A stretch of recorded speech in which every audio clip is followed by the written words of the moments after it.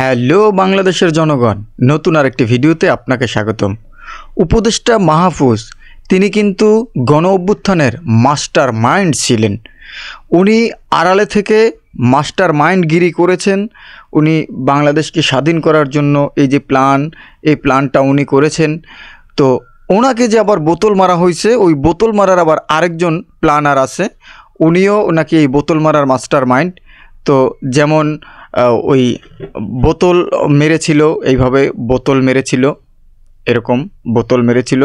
তো ওই বোতল যিনি মেরেছিল তিনি হচ্ছেন এক ব্যক্তি, আর যিনি বোতল মারার মাস্টার মাইন্ড ছিলেন তিনি হচ্ছেন আবার আরেক ব্যক্তি। মনে হয় এটা কিন্তু ছাত্রলীগের একটা ছেলে হামলা করছে বোতল, কিন্তু ও করে নেই হামলা, কিন্তু আমি করছি। আমি কিন্তু মাস্টারম্যান, কারণ আমি ওই সময় বাসায় ছিলাম। মাহফুজ যেমন কোটা সংস্কার আন্দোলনে ছিল না, ঘরে বসে থেকে নিজেকে মাস্টারম্যান দাবি করছে। আজকে এই বুতুল মঞ্চে এবং বুতুল চত্বরে আমি নিজেকে মাস্টারম্যান হিসেবে দাবি করলাম, এবং এই বুতুল আমি মেরেছি। এই জন্য আমি অনুতপ্ত যে মাহফুজ আসলে মাথায় সমস্যা আছে। তো এইভাবে বোতল এসে লাগে, এইভাবে দেখছেন। এই জন্য আমাদের উপদেষ্টা সাহেবকে কিন্তু সিটি স্ক্যান করতে হয়েছে। তো সিটি স্ক্যান তিনি করে আসছেন, কোনো সমস্যা হয়েছে কিনা মাথায়। তো বোতল দিয়া মাথায় টাক মারলে সিটি স্ক্যানও করা লাগে। মানে এই মাথায় কেমনে এত বড় পরিকল্পনা ছিল, এটা আসলে ভাববার বিষয়। যে মাথায় মাস্টার মাইন্ড থাকে, যিনি এত বড় একটা গণ অভ্যুত্থান ঘটাইতে পারেন, একজন তিনবার জোরপূর্বক নির্বাচিত একজন সরকারকে যিনি হটাইতে পারেন, তিনি বোতলের আঘাতে সিটি স্ক্যান করান লাগে। তার কেমন মাথা, এত নরম মাথা নিয়ে এত শক্ত বুদ্ধি কিভাবে করলো, জাতি প্রশ্ন করছে। উত্তর আমরা দিতে পারছি না, উত্তর যার মাথা সেই দিতে পারবে।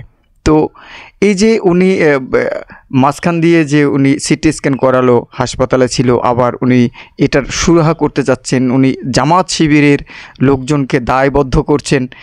হতে পারে জামাত শিবিররাও এই কাজগুলো করতে পারে। তো আসলে কারা করেছে এটা আসলে খতিয়ে দেখা উচিত। তো একটা অডিওর মধ্যে শুনতে পেলাম যে উনি এটা নিয়ে খুব রাগান্বিত, খুব ঈর্ষান্বিত। উনি এটাকে খুঁজে বের করতে চান, তাদেরকে বহিষ্কৃত করতে চান। দেখেন, আমি একজন মন্ত্রী বলে কেমন আসছে ঢাকা এই জগন্নাথ বিশ্ববিদ্যালয়ের শিবিরের সবগুলো ক্যাডার কাপড়ি বের করেন। এরা মারছে, এটা মাইনে নেওয়া হবে না। একসাথে যারা এই ভুলটা করছে তাদের সবাইকে বহিষ্কার করার যেভাবে শাস্তি ব্যবস্থা করে, মানে ছাত্রদেরকে বহিষ্কৃত করলে তো ছাত্রদের জীবন নষ্ট হয়ে যাবে। এখন এই ঘটনার পরে, এই অডিও ফাঁস হয়ে যাওয়ার পরে কিন্তু ছাত্ররা আবার বোতল নিয়ে রাস্তায় নেমেছে। মানে প্রত্যেকের হাতে একটা করে বোতল আছে। এখন ওনাকে বোতল উপদেষ্টা হিসেবে আখ্যায়িত করা হচ্ছে।